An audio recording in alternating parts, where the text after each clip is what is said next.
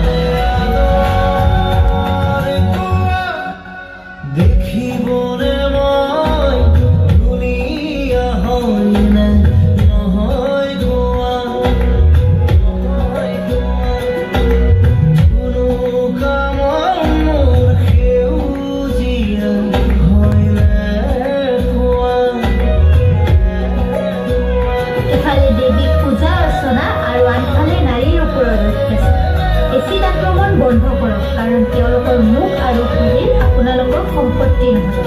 তেওঁলোকৰ জীৱন উপভোগ কৰাৰ উপযুক্ত অধিকাৰ আছে।